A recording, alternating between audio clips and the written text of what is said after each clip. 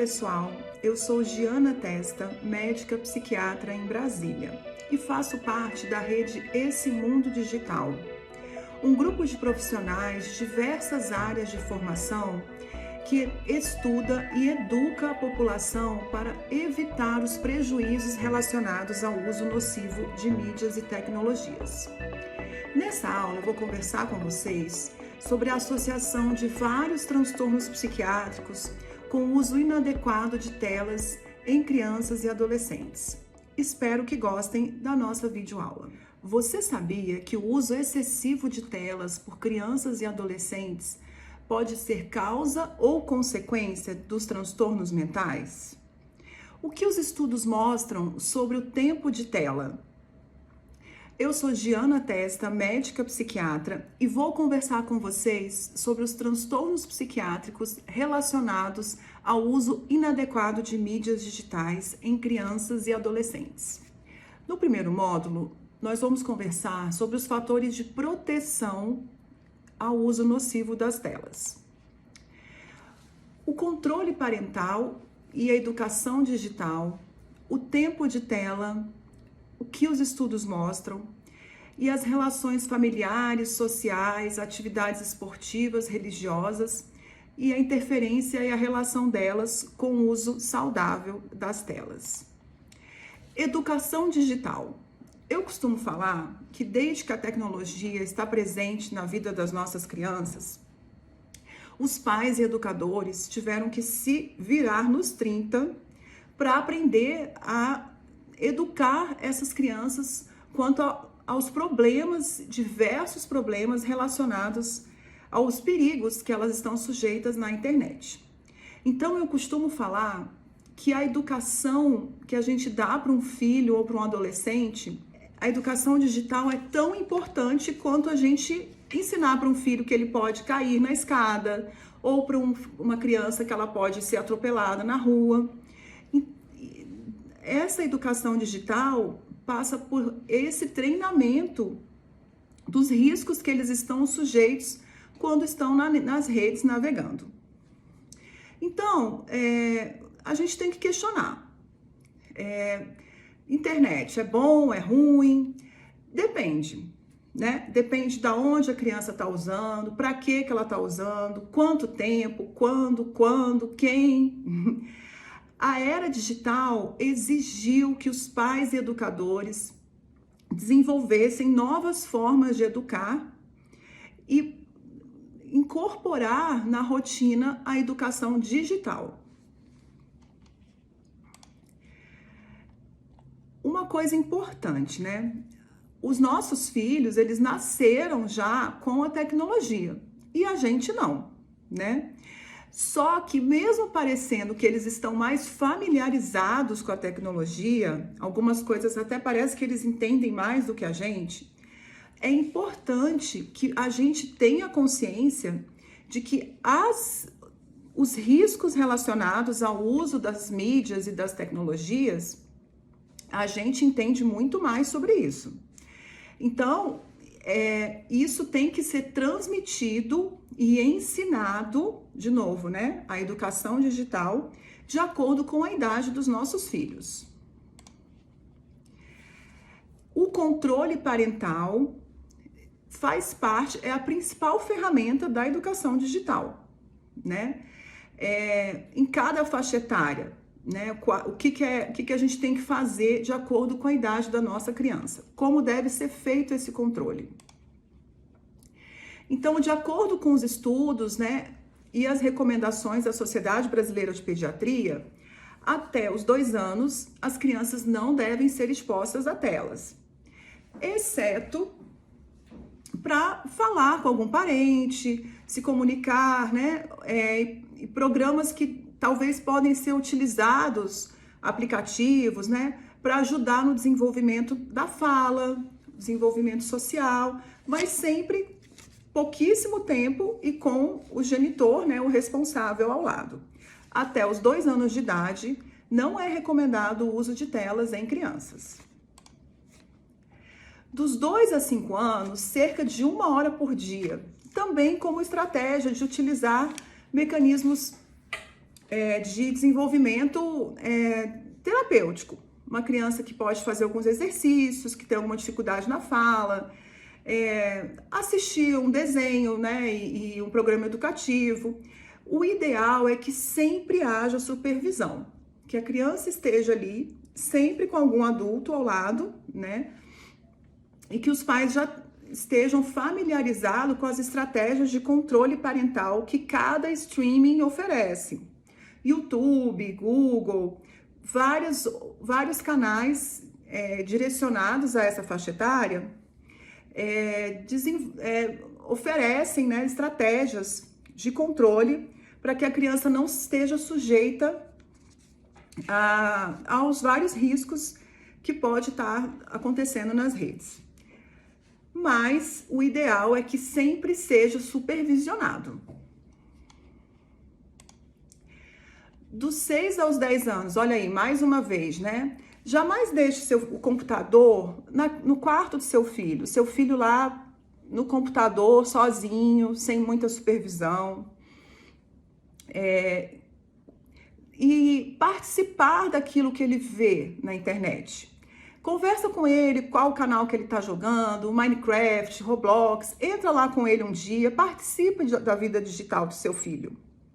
O YouTube que ele gosta, isso é muito legal e muito importante.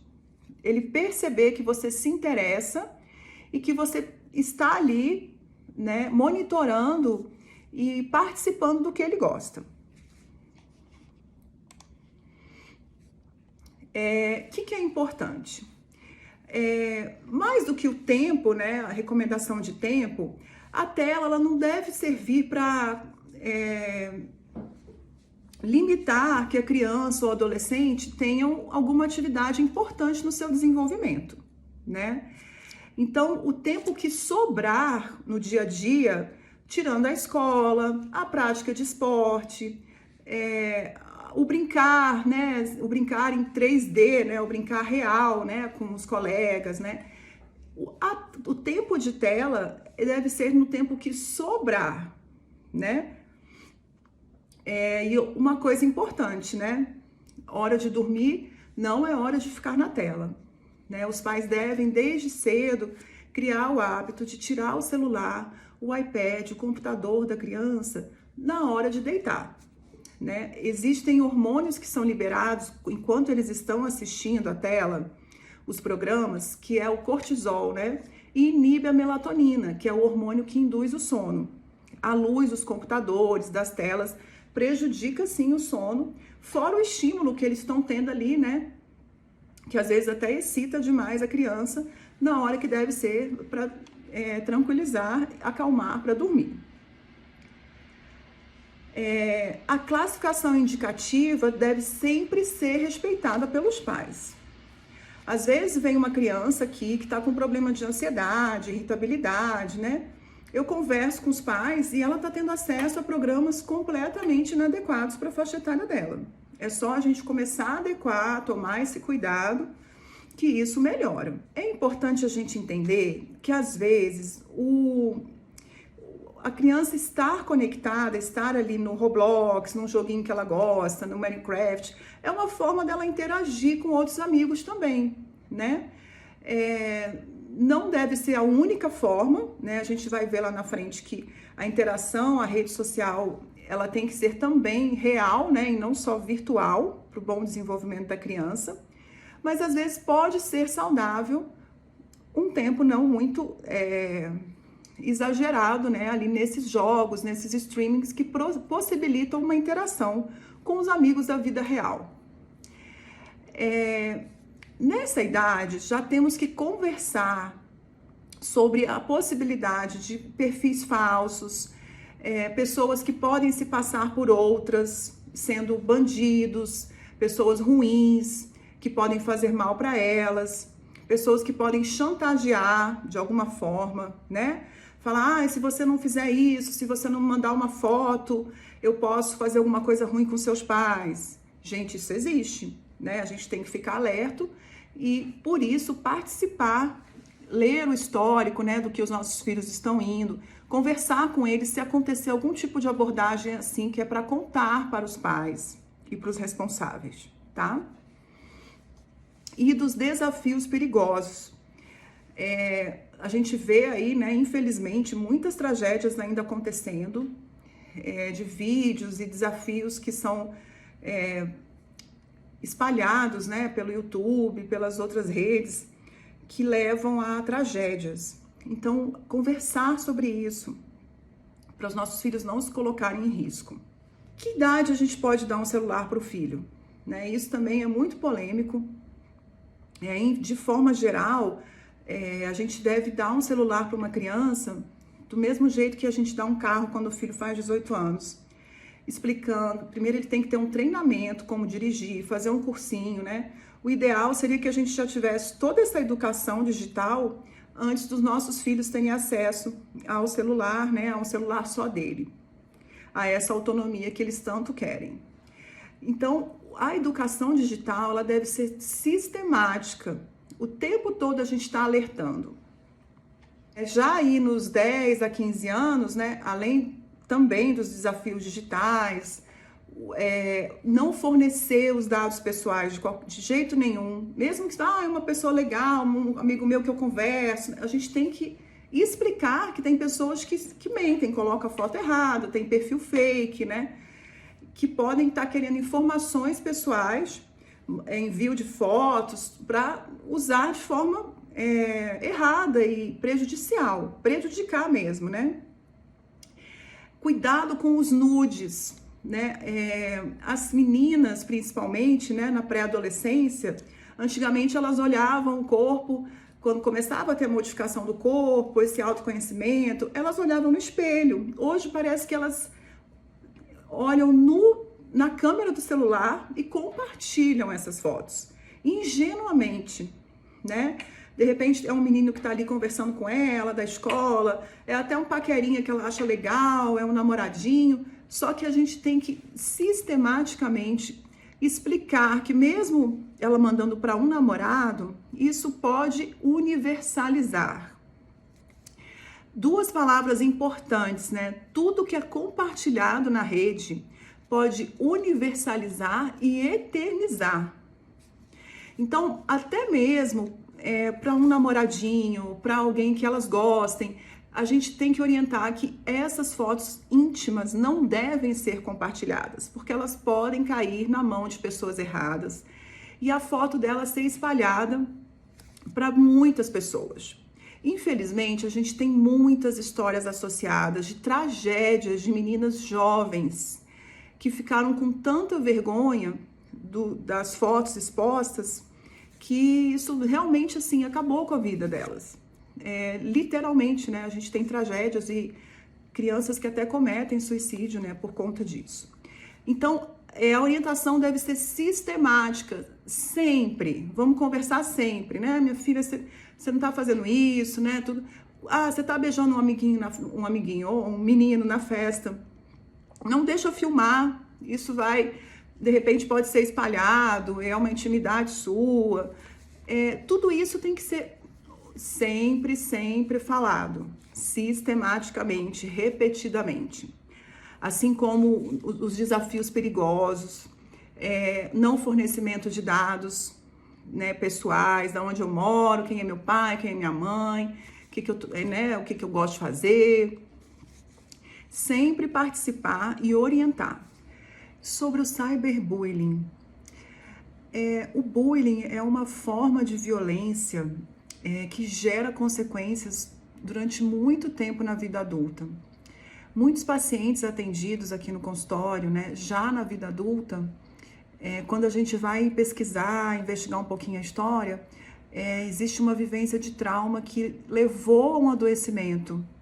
E esse trauma, a gente tem que estar sempre conversando o que está acontecendo na escola, perceber sinais, a criança chegar em casa triste, ou não querer ir para a escola, ou alguma mudança de comportamento importante. E o cyberbullying é uma forma de perpetuar essa violência, mesmo quando sai da escola. Muitas vezes, as crianças e os adolescentes, eles não contam para os pais o que está acontecendo por medo de tirarem o celular.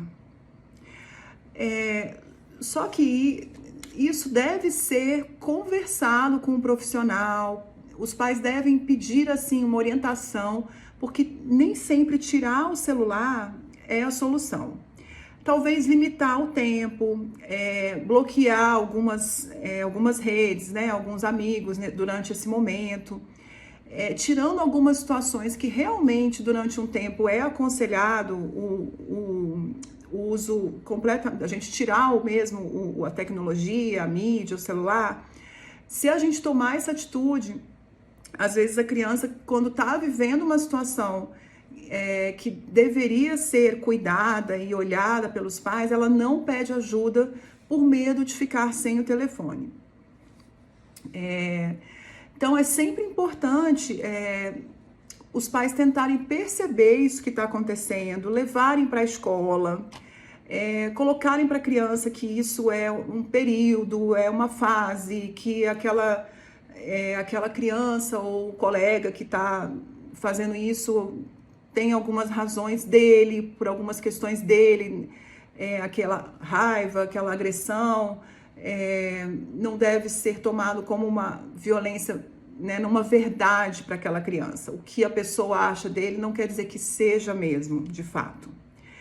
Então, assim, mais uma vez, participar da realidade da nossa criança, do nosso adolescente, para vivenciar o que pode estar acontecendo, né? Perceber o comportamento dele no dia a dia, se mostrar assim num diálogo aberto, né? Que está ali para ajudar, para orientar, para apoiar. Uma coisa importante, né? A autoestima, os pilares da autoestima, né? Autoaceitação, autoeficácia, autorreconhecimento e reconhecimento social, que a psicologia considera como sendo os pilares da formação da autoestima. Então, o reconhecimento social passa pelas redes sociais também, né? A formação saudável da autoestima, ela não deve ser feita só com base nas relações de redes sociais. Muitas crianças e adolescentes, eles constroem um perfil ali, somente virtual e social, nas redes, e tem uma disfunção importante no relacionamento social real, né? Então, a formação saudável da autoestima, ela deve passar por esses dois meios, né? Ela tem que ter uma relação saudável de social no mundo real e no mundo virtual. O que é importante também? A gente não calcar a formação da autoestima da criança, a gente perceber que não está sendo construída e calcada somente nas redes digitais, no número de curtidas, de seguidores, né? Isso é algo que os pais e responsáveis devem observar, né?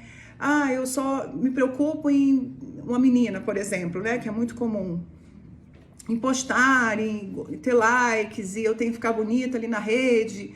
Ela tem que ser aceita e se sentir aceita também no mundo real. Então, a gente perceber e buscar ajuda mesmo, né, de um psicólogo, de um profissional de saúde, para que a gente intervenha de outra forma, se a gente estiver percebendo que aquela autoestima está sendo baseada só nos likes, só nas curtidas ou número de seguidores. Porque é uma construção muito frágil, né? A autoestima está em formação nessa idade.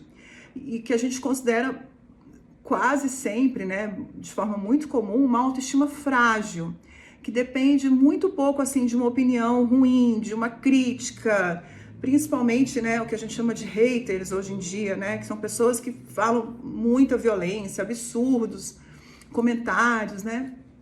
Quando a pessoa, a criança, o adolescente, o jovem, tem uma autoestima frágil, isso pode ser extremamente danoso e ocasionar até mesmo uma tragédia. Não só um transtorno depressivo, né, pode levar até uma tragédia. Então, é importante a gente perceber a formação da autoestima e da personalidade, da individuação do nosso filho, né? Como ela está sendo feita. sobre os aplicativos de monitoramento. Aqueles que a gente baixa, né, para saber onde que estão nossos filhos. Eu acho válido a gente explicar para os filhos que isso é uma forma de cuidado e não de controle, porque às vezes, né, o adolescente, o pré-adolescente, ele vivencia de uma forma ruim, né, ele se sente controlado. É importante a gente colocar como uma forma de cuidado, né, pode acontecer de um sequestro, uma questão de perigo mesmo, e é só a forma como você coloca para ele que aquilo está sendo feito que deve ser explicado de uma forma assim que é um cuidado e não um controle. Outra coisa importante, né? Transmitir valores, né? Cada família tem o seu valor. E se a criança está vendo algo ali de um youtuber, né? Ou uma série, alguma coisa assim que seja preocupante na formação dela, é importante que o pai, o responsável, a mãe participe, assista um pouco, transmita esses valores, transmita um senso crítico. Meu filho, o que você acha disso? Né? Não ficar proibindo apenas e criticando, porque isso causa um distanciamento. Ah, minha mãe e meu pai não entendem isso mesmo, né? Então, assim, questionar e transmitir os seus valores. Uma coisa importante também, né? Tudo que eles veem ali no YouTube, alguns vídeos que são assim, compartilhados, né, em muitos seguidores, às vezes pensam que é uma verdade absoluta, né?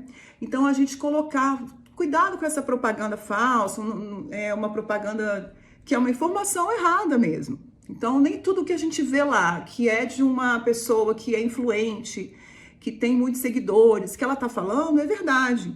Mais uma vez, né, transmitir um senso crítico diante daquilo que eles estão vendo. E lembrando, né, que a criança e o adolescente, para um desenvolvimento saudável, eles têm que ter uma rotina. E que o uso de telas, né, as mídias digitais, elas devem entrar ali na rotina como mais alguma coisa e não no lugar de outras coisas que são importantes para o desenvolvimento saudável, né? Estudo, lazer, sono, esporte, né? Então, mais uma vez, ser assertivo nas regras, supervisionar e participar e sempre lembrar, né? Assertivamente, falar, olha, meu filho, você não está compartilhando dados da gente, minha filha, você não está mandando nada, né, nudes, etc., imagens íntimas, endereço. Isso é algo que deve ser frequentemente passado e orientado. E, como eu falei, né, da educação digital, acima de 15 anos, né, a gente já não tem assim mais tanta indicação do tempo de tela ideal, mas como eu falei, não deve substituir outras atividades importantes nessa idade para o desenvolvimento e formação, e que nessa idade o adolescente ele já deve ter uma educação digital suficiente para que ele possa ter mais autonomia. Em determinadas situações excepcionais, diante de um transtorno, né, de uma psicopatologia, a gente precisa realmente limitar novamente, tirar um pouco da autonomia, até que o adolescente consiga novamente se autorregular, como uma forma de proteção e cuidado. Mais uma vez, repito, conversar, sondar, orientar, lembrar dos riscos relacionados ao uso de rede, né, sexting, sextorção, que é chantagem, né, que pode acontecer diante das imagens. Por exemplo, o que é comum acontecer, né? A sextorção. A menina manda um nude que supostamente era para um paquera e ele começa a chantagear ela. Olha, se você não ficar comigo, eu vou matar os seus pais, eu vou fazer alguma coisa com alguém, né? Isso acontece. É importante até falar, né, que isso pode acontecer e que vocês devem ser orientados, né, a família, os educadores, alguém de confiança, algum adulto de confiança, deve ser procurado diante de uma situação dessa. Outra coisa, né, o acesso às senhas. Eu considero assim que até os 15 anos o acesso à senha, os pais devem ter acesso à senha do celular, do iPad, do computador, como uma forma de proteção mesmo. E acima dessa idade, como eu falei, né, em condições normais, o adolescente pode ter uma autonomia maior, não precisando ter esse controle dos pais na senha, mas diante de uma situação que a gente vê que pode estar acontecendo algum problema, a gente deve sim conversar. Olha, eu quero participar nesse período durante um tempo, como forma de estar te protegendo, né? E toda a nossa intenção deve ser explicada dessa forma. Eu estou aqui te protegendo, meu papel é cuidar de você, e nesse momento esse cuidado passa por essa ação. Lembre-se, o conteúdo é tão importante quanto o tempo de tela. Às vezes, uma criança e um adolescente, eles ficam ali só 1 horinha por dia, mas eles estão completamente expostos a sites e a programas inadequados. E isso pode ser tão danoso quanto um tempo de tela até mesmo maior. Sobre o tempo de tela, o que dizem os estudos mais recentes? De acordo com o Instituto Nacional de Psiquiatria do Desenvolvimento, um estudo com mais de 200 mil adolescentes mostrou que o bem-estar e os prejuízos relacionados ao uso de tela é como se fosse uma curva em U. O que isso quer dizer? Que aqueles adolescentes que não têm acesso nenhum ou a menos de 1 hora por dia às redes, eles têm o maior risco de prejuízo nas relações sociais e dificuldades emocionais do que aqueles que conseguem ter acesso de 3 a 5 horas por dia. E acima disso, piora o bem-estar e tem um prejuízo no humor associado a problemas de saúde mental e transtornos mentais. Então é a máxima do equilíbrio mesmo, é a gente ter o controle do tempo de tela sem excessos. Mas, por outro lado, aquelas crianças que não têm acesso nenhum ao mundo digital, às vezes podem ter mais prejuízos do que as que têm acesso num tempo equilibrado. De acordo com a revista Scientific Reports, um estudo deste ano com 10 mil adolescentes acompanhados desde pequenos, mostrou que o uso de videogame é menos prejudicial às redes sociais. Alguns videogames que não têm conteúdo violento, respeitando a classificação para a faixa etária, podem até melhorar a inteligência. Já outras mídias, redes sociais, streamings, não. Mais uma vez, tão importante quanto o tempo de tela é o conteúdo do que está sendo visto. A comparação da autoimagem entre as meninas nas redes sociais é muito prejudicial. Contribui muito ao desenvolvimento de autoimagem, baixa autoestima, alguns transtornos de autoimagem, transtornos alimentares. Diferente, né, do tempo de jogo e outras mídias mais saudáveis. Então, resumindo, a coesão familiar, né, é um fator de proteção importante quanto ao abuso e o uso nocivo de telas. As mídias podem ser uma ferramenta de reunião familiar, da gente estar junto com os nossos filhos, né, desde que haja disciplina e a educação digital. No módulo 2, vamos falar sobre os fatores de risco relacionado ao uso nocivo e aos problemas nas mídias digitais. Podemos citar como fator de risco o tipo de temperamento e personalidade da criança e do adolescente, a presença de problemas de transtorno ou transtornos mentais, os tipos de transtornos mais comuns relacionados ao abuso de telas e games. E vamos ver que os transtornos mentais podem ser causa ou consequência do uso nocivo de mídias.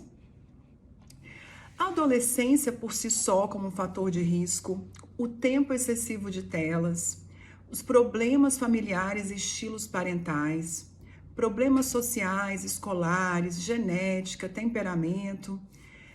Tudo isso pode levar a um fator e a um risco maior de problemas relacionados a mídias digitais. A infância e a adolescência por si só já é um fator de risco, devido à vulnerabilidade e à impulsividade maior, a dificuldade, a imaturidade do córtex pré-frontal leva a uma dificuldade do autocontrole e da autorregulação. Até mesmo nós adultos temos dificuldade em, às vezes, controlar o nosso uso, né, do celular. Imagina as crianças e os adolescentes. Eles precisam de uma orientação, de um controle parental. O tempo de tela excessivo, maior do que recomendado, como já vimos, está relacionado a um atraso do desenvolvimento cognitivo em crianças menores. Há um atraso na linguagem, leitura, até mesmo casos de crianças que são confundidas com autistas. O diagnóstico errado pela falta de estímulo mesmo, principalmente após a pandemia, né? E o isolamento social que a gente teve que fazer dessas crianças. Maior desenvolvimento de problemas de dieta, obesidade, né? Maus hábitos alimentares, como tem uma aula também aqui da Rede Esse, detalhando mais esse assunto. O sono, né? Os prejuízos no sono e, consequentemente, no humor, no aprendizado, no desenvolvimento. E como a gente já viu, sintomas depressivos relacionados a prejuízo na autoimagem e na autoestima. Os problemas familiares e estilo parental associados aos fatores de risco de uso nocivos são aquelas famílias que têm o afeto distante, os pais superprotetores ou negligentes, muito permissivos, não colocam limites, não exercem, né, a educação digital e o controle parental necessário.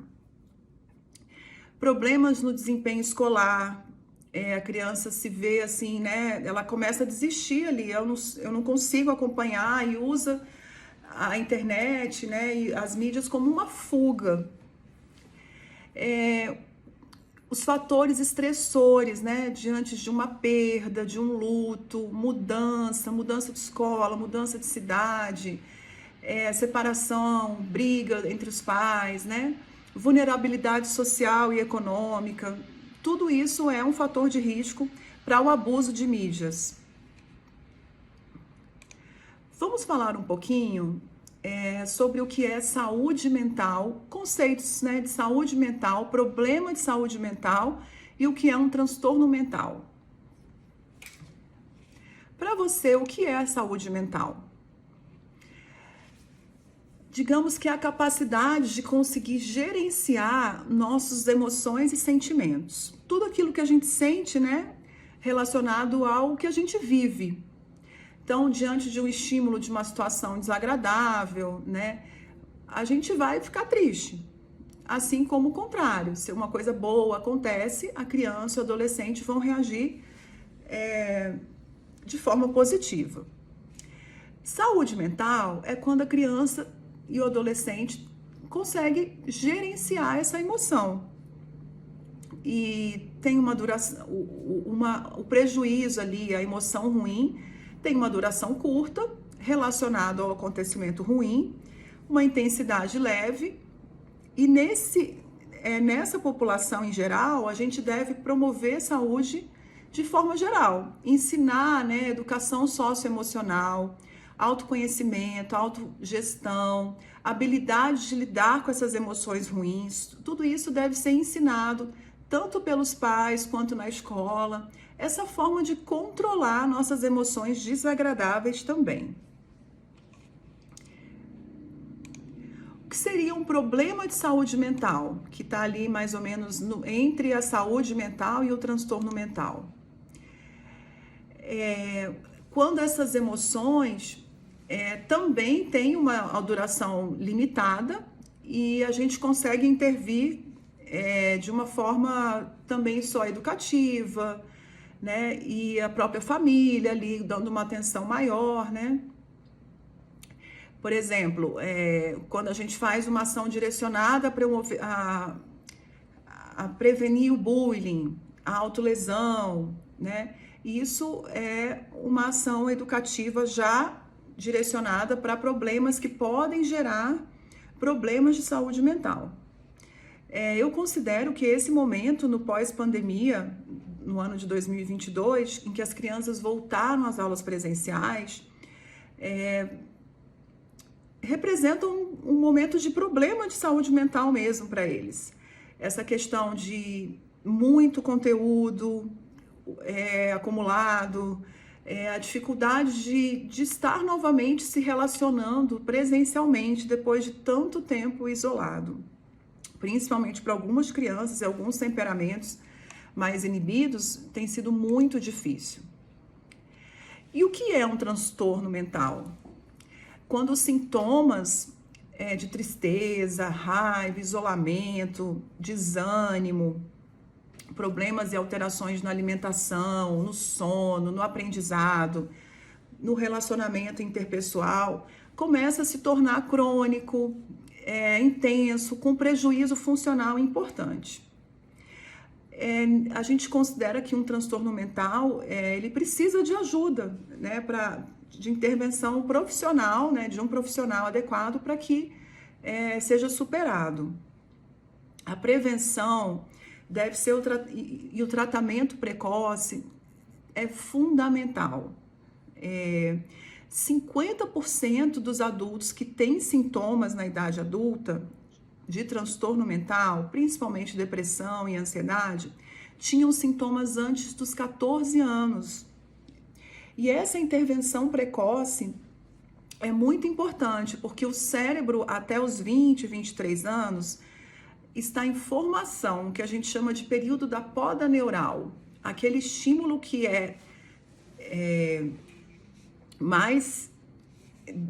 um estímulo mais frequente durante essa fase vai ficar para a idade adulta, durante toda a fase da criança, da vida da pessoa.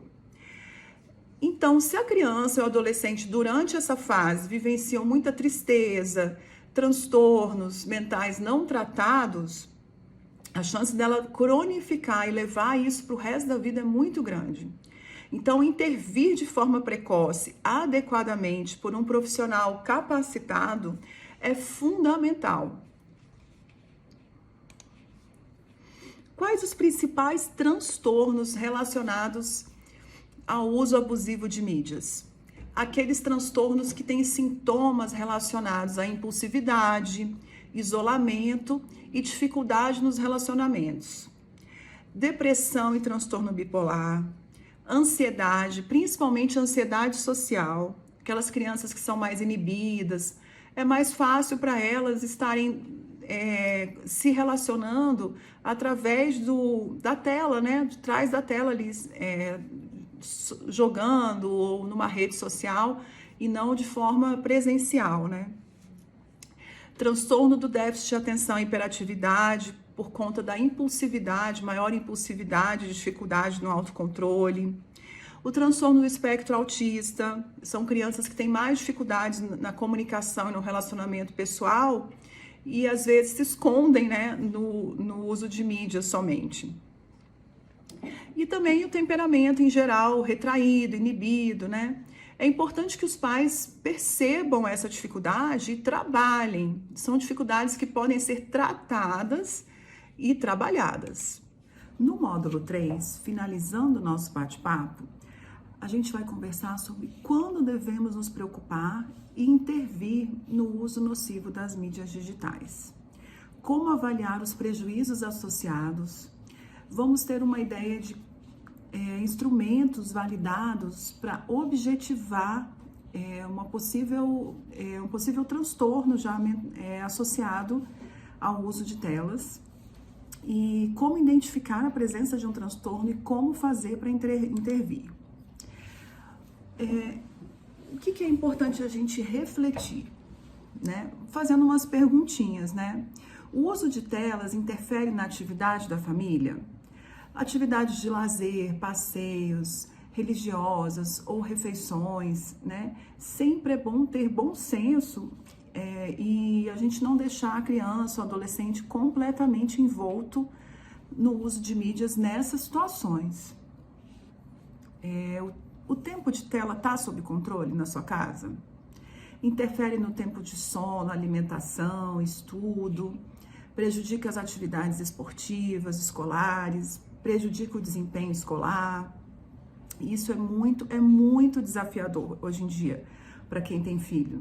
É muito importante que a gente tenha essa disciplina, essa rotina, para que a criança e o adolescente ele não se seduza para abusar mesmo no tempo de tela. Como já foi falado, até para o adulto é difícil ter um autocontrole no uso de celular. Imagina para criança e adolescente, em que o córtex pré-frontal ainda não é maduro e existe uma dificuldade no controle inibitório, no autocontrole e gerenciamento. Este limite e cuidado tem que vir dos pais irresponsáveis. Este é um instrumento validado, um questionário para avaliar objetivamente se há um abuso e um prejuízo associado ao uso de mídias. Eu coloquei aqui para vocês terem uma ideia, né? Não é assim, por exemplo, tentativas fracassadas de controlar sua participação nos jogos, manutenção do uso excessivo de jogos, apesar do reconhecimento de problemas.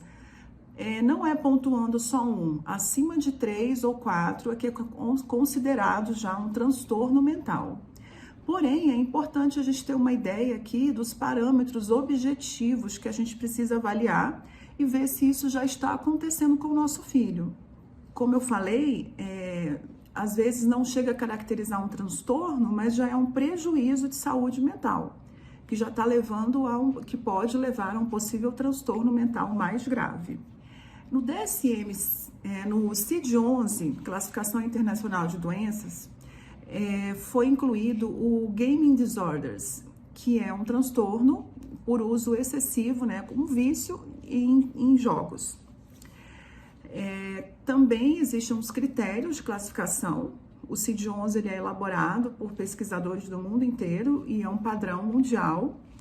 E existem critérios para considerar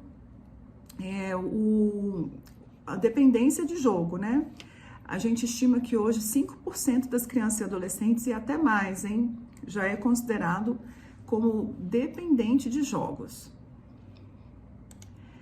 Mesmo não preenchendo todos esses critérios para o transtorno do Gaming Disorders, pode ser que seu filho já tenha prejuízo na saúde mental associado. E aí você precisa intervir, buscar ajuda, né? Como? Através do controle parental e da educação digital, que foi o que a gente já conversou. Identificar os problemas que podem estar acontecendo, que o adolescente pode estar usando a internet como fuga, de não ter que lidar com alguma situação difícil, alguma emoção, alguma situação na escola, ou uma mudança, alguma coisa que ele está vivenciando em casa. Às vezes ele usa a mídia, né, o celular, a internet, como uma fuga para não ter que vivenciar uma situação. Então é muito importante ter um diálogo aberto, conversar sobre o que é visto, sobre o que ele está fazendo na internet, né, por onde ele anda se metendo por aí, né, na rede. Como também já falei, né, as situações de maior risco, de mudança, de crise, podem piorar, né, o comportamento compulsivo, independente das mídias, e tentar identificar possíveis transtornos ou problemas de saúde mental, como já foi falado aqui, que aumentam o risco de dependência de internet. E fundamental e difícil, desafiador, né, gente? Mudar os hábitos e a rotina da criança e do adolescente.